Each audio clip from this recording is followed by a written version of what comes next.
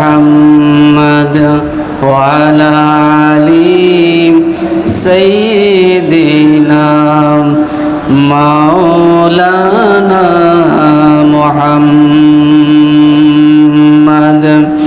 দাও খোদা দাও আমায় আবার ওমর দারাজ দিল দাও খোদা দাও আমায় আবার ওমর দারাজ দিল আল্লাহুম্মা সাল্লি আলা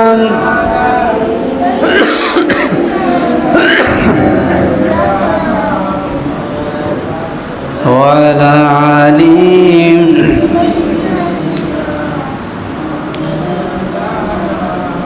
আলহামদুলিল্লাহ। যে মহান রব্বুল আলামিন আমাদেরকে দুনিয়ার যাবতীয় কাজকর্ম থেকে ফারেক করে আল্লাহর ঘরে এসে আল্লাহর ইবাদত বন্দেগী করার তৌফিক এনায়েত করলেন, সে আল্লাহ রব্বুল আলামিনের দরবারে মুক্তাসারভাবে শুকরিয়া। সকলে বলে আলহামদুলিল্লাহ। সরকারি দোজাহানের আলম আমাদের পেয়ারা নবী, জানার নাম শুনলে আমাদের দরুদ শরীফ পড়া ওয়াজিব, সেই নবীর শানে আমরা মুক্তাসারভাবে দরুদ শরীফ পড়ে নিই। সকলে বলি সাল্লাল্লাহু আলাইহি ওয়াসাল্লাম। পবিত্র কোরআন শরীফ থেকে একটা আয়াত তেলাওয়াত করেছি। আল্লাহ রাব্বুল আলামিন বললেন, ওয়ালা তাহসাবান্নাল্লাহা গাফিলান আম্মা ইয়ামালুয যালিমুন। আল্লাহ রাব্বুল আলামিন বলতেছেন, জালিমরা যতই জুলুম করুক না কেন, যতই পাপ করুক না কেন, যতই গুনাহ করুক না কেন, সে খবর আমি আল্লাহর কাছে সব আছে। অথচ তারা মনে করে যে আমার কাছে মনে হয় এইসব, আল্লাহর কাছে মনে হয় কোনো দলিল প্রমাণ নেই। আমরা মানুষের সাথে অন্যায় করি, পাপাচার করি, মনে হয় এইটাই সীমাবদ্ধ, মনে হয় কোনো হিসাব নিয়োগ করা হবে না। মানুষের সেইটাই ভাবে, আসলে কি তাই? আল্লাহ রাব্বুল আলামিন বললেন, ওয়ালা তাহজাবান্নাল্লাহা গাফিলান আম্মা ইয়ামালুয যালিমুন। আল্লাহ রাব্বুল আলামিন জানিয়ে দিলেন, যারা জুলুম করে এরা মনে করে যে আমি মনে হয় যে জুলুমগুলো করলাম, আমি ছাড়া মনে আর কেউ কিছু জানে না, অর্থাৎ আমি পর্যন্ত সীমাবদ্ধ থেকে যাবে, সে সেইটাই মনে করে। আসলে আল্লাহ রাব্বুল আলামিন বললেন আম্মা ইয়ামালুয যালিমুন, আল্লাহ রাব্বুল আলামিন বলেন যে অন্যায়টা সে করে, সে পাপটা সে করে, আমি আল্লাহ অবশ্যই জানি। আর জানার পরে তার আমি বিচার করব, সময় মতো যখন সময় আসবে আমি তার বিচার শুরু করে দেব। কিন্তু আল্লাহ রাব্বুল আলামিনের কথা ওই জালিম কোনো সময় বিশ্বাস করতে চায় না, অর্থাৎ তার ঈমান নেই, সে মনে করে আমি আল্লাহ কিছু জানে না। আল্লাহ জানে না? একজন মানুষকে ধরে নিয়ে তার একটা থাপ্পড় দিলাম বিনা কাজে, বিনা প্রয়োজনে, মনে আল্লাহ জানে না? জানে, জানে তো। যে ব্যক্তি থাপ্পড়টা মারলো ওই ব্যক্তি মনে হয় মনে মনে চিন্তা করে, মনে আল্লাহ কিছু জানে না, এ যারে মাল্লা মেরে ঘুষ দেবো, ঘাস দেবো, আর কারো বলবে না, এরকম না। না, আল্লাহ রাব্বুল আলামিন বলতেছেন আমি একদিন না একদিনের সঠিক বিচার করব। যেই দিন বিচারটা আমি আল্লাহ করব, সেই বিচারের দিনে সত্যকে সত্য, মিথ্যাকে মিথ্যা, পাপকে পাপ, অন্যায়কে অন্যায়, আর সবকে সব হিসেবে সেই সময় পরিগণিত হবে। হ্যাঁ কে না কোনো দিন হবে না, না কে হ্যাঁও কোনো সময় হবে না। এখন দুনিয়ার ভিতরে যার যত শক্তি আছে, পাওয়ার আছে, সে মানুষের বারে তত আগ্রহ করবে, হিংসা করবে, অহংকার করবে, তার উপরে প্রেশার দেওয়া শুরু করবে, করতেছে না?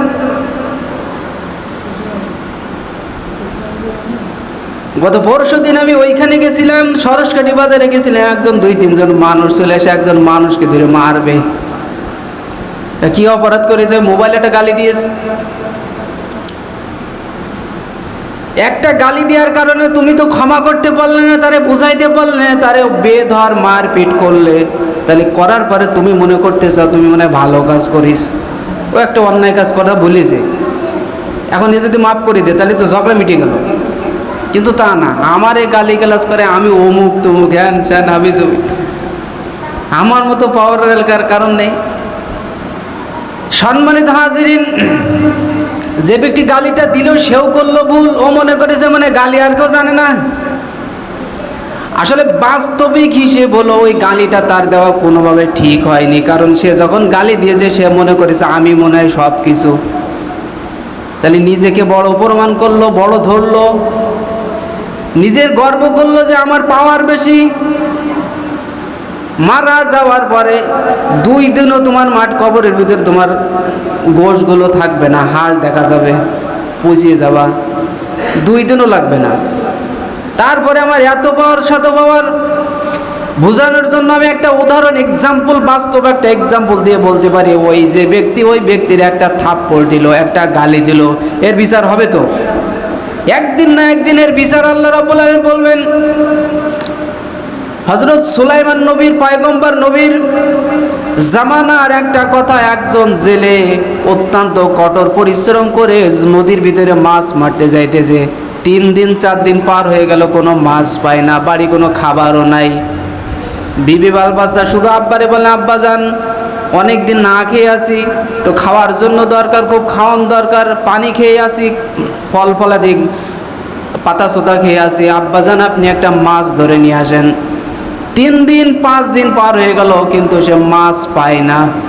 নদীর ভিতরে যায়, জাল ফেলে, কোনো মাছ পায় না। এখানে যায় সেখানে যায়, তদবির খাটায় মাছ ধরার জন্য, কিন্তু জেলে মানুষ, মাছ না ধরলে তাদের সংসার চলবে না, মাছ কোনোদিন পায় না। 4 দিনের মাথায় নদীর ভিতরে নৌকা নিয়ে গিয়ে একটু জাল ফেললো, জালের ভিতরে বড় একটা মাছ বেঁধে গেল। মাছটা হাসিতে আনন্দে উনি বাড়ির দিকে আনার জন্য নিকটে পাড়ে চলে আসছেন, অর্থাৎ নদীর কিনারে চলে আসছেন। নদীর কিনারে চলে আসার পরে একটা লোক, পাওয়ারফুল একটা লোক চলে আসলেন রাস্তা দিয়ে। মাছটা গুছাইতেছেন, প্যাকেটের ভিতরে ভরবেন। একজন পাওয়ারফুল একটা লোক সঙ্গভঙ্গ সাথে করে নিয়ে 2-3 লোক সাথে করে নিয়ে আসলো। জেলেকে বললো মাছটা কই পাইছো? কই মাঝখানে পাইছো। জোর করে মার ধর দিয়ে মাছটা ছিনাই নিয়ে চলে গেল। যাওয়ার পরে ওদের কাজ ওরা নিয়ে চলে গেল। এই ব্যক্তি ভারাক্রান্ত মন নিয়ে বসে বসে কান্নাকাটা করতেছে। কান্নাকাটা করতে করতে এক সময় সন্ধ্যা হয়ে গেল, বাড়ি চলে গেল। যাওয়ার পরে বিবিরে বলতেছে, বিবি গো, একটা মাছ পাইছিলাম, বড় একটা মাছ, কিন্তু অমুক ধনাঢ্য ব্যক্তি, অমুক ব্যক্তি পাওয়ার বেশি, আমার কাছ থেকে মাছটা ছিনতাই করে নিয়ে চলে গেছে, এমনকি আমারে মারধর পর্যন্ত করছে। ওর স্ত্রী ছিল আল্লাহওয়ালা মানুষ, ওই জেলেও ছিল আল্লাহওয়ালা মানুষ। ও আল্লাহর কাছে বলতেছে, আল্লাহ 3 দিন যাবৎ কোনো মাছ দাও নাই, আজকে একটা মাছ দিয়েছো আল্লাহ, আলহামদুলিল্লাহ। স্ত্রী নামাজ আদায় করলো, নামাজের সময় আল্লাহর কাছে দোয়া করলো, আল্লাহ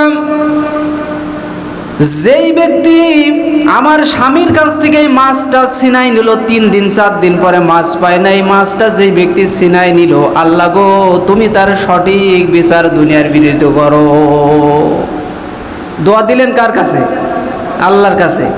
এ তো ইচ্ছা করলে পারত থানায় যাব, জেলখানায় যাব, তা না হলে বড় কোনো মানুষের কাছে যাব, যে এর বিচার চাবে তার কাছে। কিন্তু এর স্ত্রী বলতেছে, দুনিয়ার কোনো মানুষের কাছে আমি যাব না, বিচার দেওয়ার জায়গা আছে, জায়গা মতো বিচার দিয়ে রাখলাম, একদিন না একদিন বিচার দুনিয়ার ভিতরে হয়ে যাবে। আল্লাহ রাব্বুল আলামিন মাজলুমের দোয়া আজ হোক কাল হোক কবুল করেই রাখবেন। মাজলুমের দোয়া কোনোদিন আল্লাহ ফিরায় না। আল্লাহ রাসূলুল্লাহ সাল্লাল্লাহু আলাইহি ওয়াসাল্লাম বলতেছেন যে মাজলুম আর যে জালেম, এই মাজলুম যদি আল্লাহর কাছে দোয়া করে, তো আসমান জমিনের ভিতরে যত ফাঁকা জায়গা আছে, যত পর্দা আছে, সব পর্দা আল্লাহ শেষ করে দিবেন। অর্থাৎ আল্লাহর ভিতরে আর এই মাজলুমের ভিতরে কোনো ভাগ থাকবে না। অর্থাৎ মনে হবে যেন সরাসরি আল্লাহর কাছে দোয়া করতেছেন, আর আল্লাহ রাব্বুল আলামিন সঙ্গে সঙ্গে সেই দোয়া কবুল করে নেবেন। এরপরে সুবহানাল্লাহ বেরিয়েল না। আল্লাহ আসলে আল্লাহ, মাজলুমের দোয়া আল্লাহ কোনোদিন ফিরাবে না। ওই যে মনে করলো তোমার একটা থাপ্পড় দিয়েছে কোনো অপরাধ ছাড়া,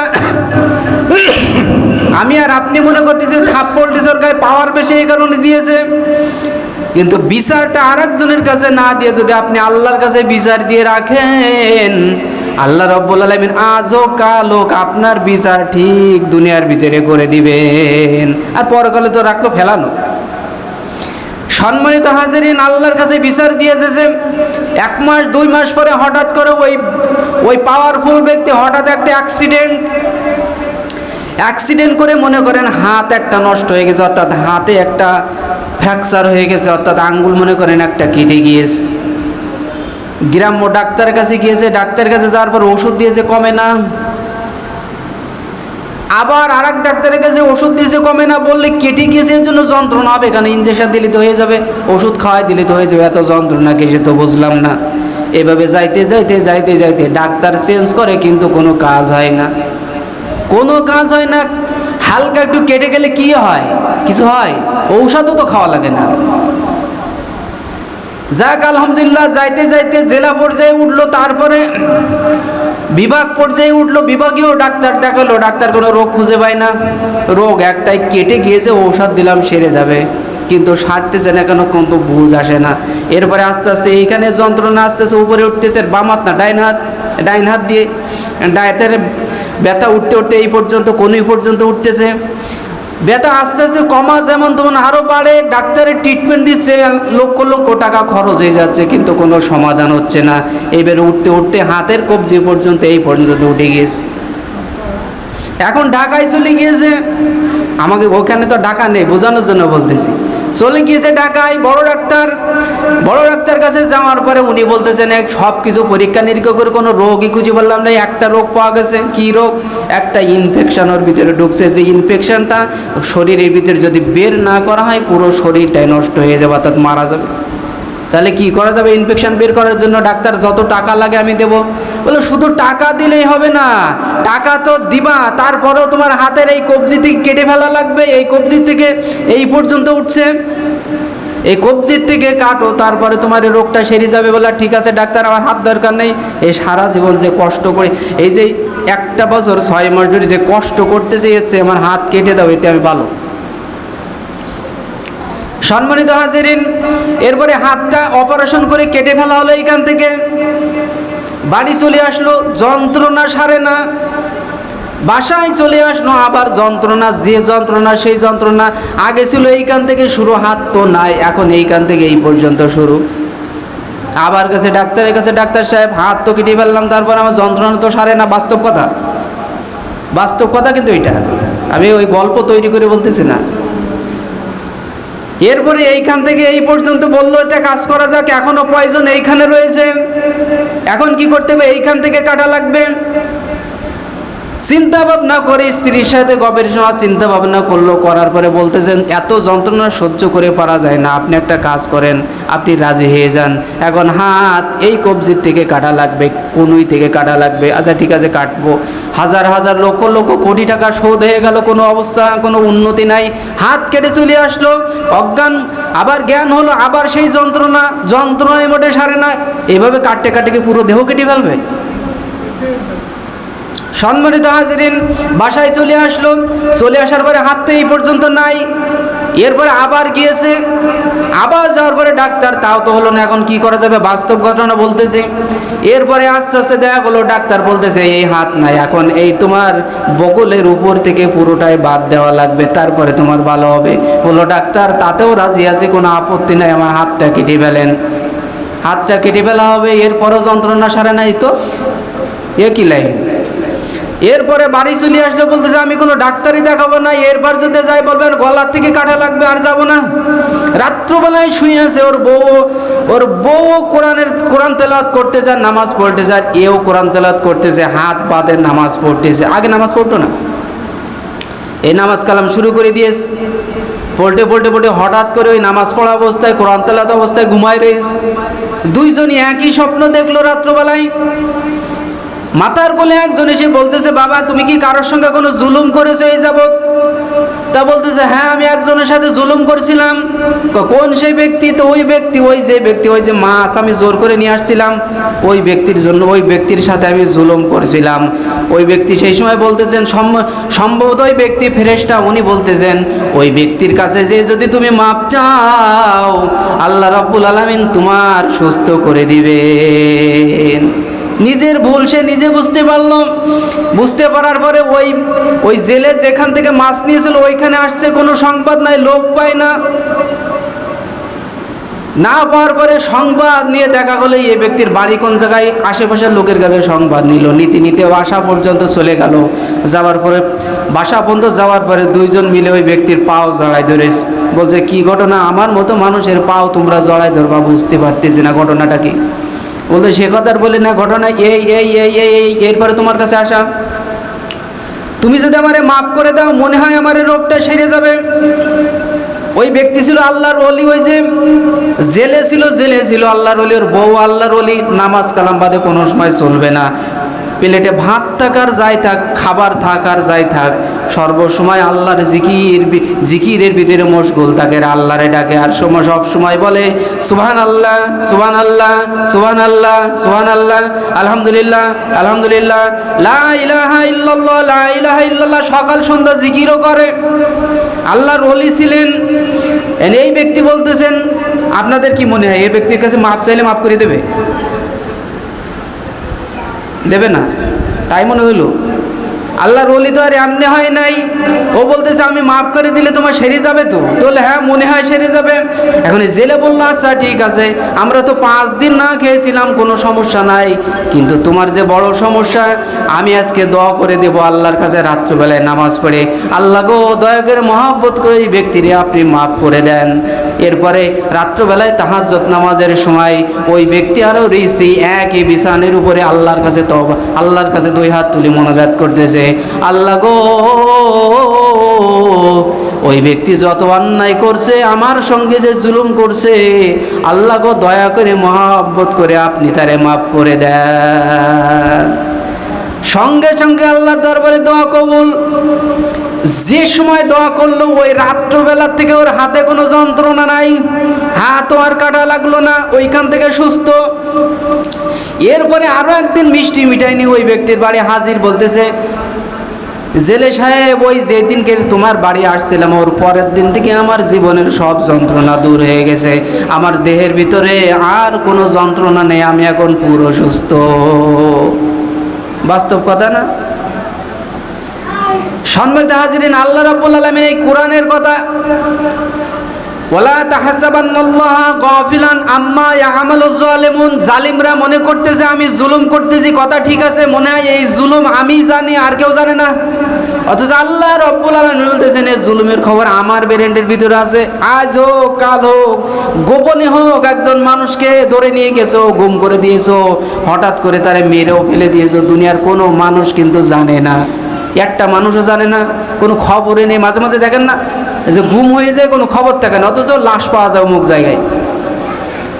ওই যে ব্যক্তি মারছে চিরকালের ভিতরে ঠিক মতো বেরেন মাথা পালিশি দিয়ে ঘুমাইতে পারে না, ঠিক মতো তার ঘুম হয় না, তার অস্বস্তি শরীরের ভিতরে সবসময় লেগেই থাকে। ও মনে করতেছে আমি মনে ভালো কাজ করছি, আসলে কিন্তু ভালো কাজ না, চিরকালের জন্য এর চোখ থেকে ঘুমটা হারাম হয়ে গেল, সঠিকভাবে আর জীবনে ঘুম পড়তে পারবে না।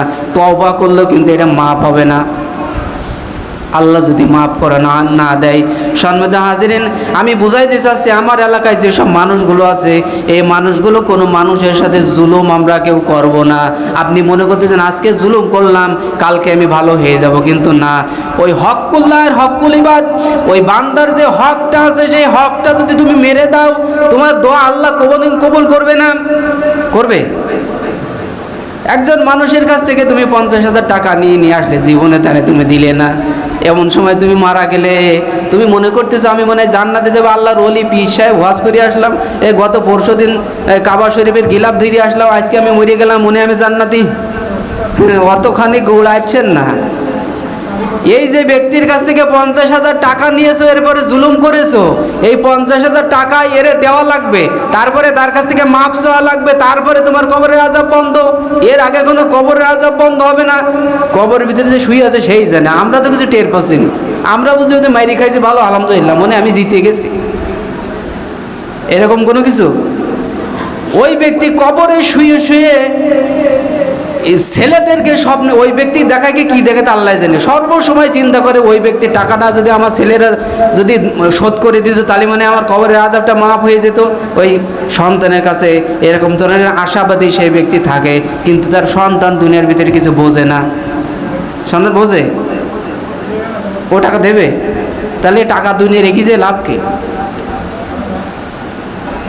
পুরো 40 বছর 50 বছর আমি কষ্ট করলাম, টাকা ইনকাম করলাম হারাম পথে। কি পথে? হারাম পথে ইনকাম করলাম, 40 বছর পর আমি মারা গেলাম, তা আমার ইনকাম তো আমি খাইতে পারলাম না। ইনকাম করব আমি, খাবে আমার সন্তান, এইটাই বাস্তব। এই সন্তান যখন এই বিনা পরিশ্রমে এই টাকাটা পাবে, পাওয়ার পরে হয়তো সে খারাপ হবে, তা না হলে বিভিন্ন ধরনের অন্যায়ের ভিতরে জড়াই পড়বে। আমার বাপের আছে কোটি কোটি টাকা সম্পদ, আমি চুরি করি, ডাকাতি করি, যা করি না কেন আমার বাপের অনেক আছে। গাঁজা খাবো, মদ খাবো, কেউ বাধাও দেবে না, টাকা আছে, খাবে নাকি? কিন্তু ওর হিসাব নেই যে আমার আব্বা কষ্ট করে এগুলো করে রেখে গেছে, কবরে আমার আব্বা কষ্ট পায়, আমি এখান থেকে 50,000 টাকা আমার মসজিদে দান করে দিই। এখানে যত মানুষ এই ফ্যানের বাতাস খাবে, এত মানুষের সব আমার আব্বা আর আমলনামায় চলে যাবে। এই জিনিস কেউ হিসাব করেছে? এই জন্য ছেলে সন্তানদেরকে আলেম বানাতে হবে। তারা জানে এই সবগুলো কবরে কেমনি যায়। কিন্তু আমাদের ভিতরে অধিকাংশ আলেম নাই। নামাজ পড়াতে গেলে অন্য লোক দেখি না, আসা লাগে। খারাপ কথা বলছি? এই জন্য আপনাদের কাছে অনুরোধ থাকবে, বাপ মারা গেছে কার কার? বাপ দুনিয়ার ভিতরে নেই কার কার? আছে তো অনেক মানুষের বাপ নেই, নারাই তকবীর। বাপ নেই, বাপ নেই তো। মা মারা গেছে কার কার? হাত করেন। মা নেই কার কার? মা নেই। অধিকাংশ মানুষের বাপ মা নেই। তা আপনি কি আপনার বিবেকের কাছে প্রশ্ন করে দেখেছেন যে আমার আব্বা আমার মা কবরে সুস্থ আছে কি ভালো আছে, আজাবে আছে কি বেহেশতে আছে, চিন্তা করে দেখেছেন?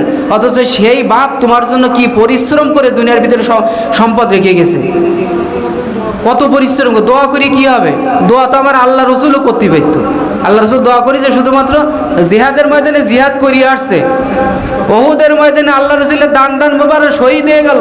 আল্লাহর কাছে তো দোয়া করতে পারে, আল্লাহ এই যে ওহুদের ময়দানে যে মানুষগুলো আছে যারা আসছে, শয়তান কাফের মুনাফিক, আসমান থেকে একটা গজব দিয়ে দাও, সব শেষ। পারত না করতে? আল্লাহ রসুল কেন দোয়া করেনি? আল্লাহ রসুলের দোয়া আছে, আমি কি দোয়া বেশি কবুল হবে, তাই তো? কিন্তু সেগুলো করিনি কেন? করিনি এই কারণেই, এরপরে যদি এরকম কোনো সমস্যা হয় তা মানুষ ওই আল্লাহর কাছে দোয়া করতেই থাকবে, দুনিয়া ছোড়াছুটি করবে না, শুধু মসজিদে পড়ে থাকবে। ওদের খুন খামারে যা হয় হোক, অসুবিধা নেই, মসজিদে সুবহানাল্লাহ সুবহানাল্লাহ সুবহানাল্লাহ। এই জন্য সম্মানিত হাজিরিন, যার আব্বা নেই, যার মা নেই, মারা গেছে, মায়ের নামে আব্বার নামে অন্ততপক্ষে আমাদের মসজিদের জন্য একটু সহযোগিতা করবেন। আমার মসজিদের সামনের অনেক কাজ রয়েছে, বহু কাজ বাকি রয়েছে, যেগুলো আস্তে আস্তে ইনশাল্লাহ আমরা করার চেষ্টা করব। আর আমাদের মাসিক টাকা, বাৎসরিক টাকা যেগুলো আছে, আমরা যদি এগুলো দিয়ে দেই, তাহলে সব তো আমরা কতটুকু জানি না, কতটুকু সব আমাদের বলা লাগবে না। এই জন্য সকলের কাছে আমার অনুরোধ থাকলো যে আমরা অন্ততপক্ষে মসজিদের কথা আলাদা একটা খেয়াল রাখবো। সবাই রাখবো তো ইনশাল্লাহ? সকলে একটু জোরে সোরে বলে দিন ইনশাআল্লাহ। আখিরি দাওয়ানা আলহামদুলিল্লাহি রাব্বিল আলামিন। কাবলাল জুমা আদায় করে নিই আমরা।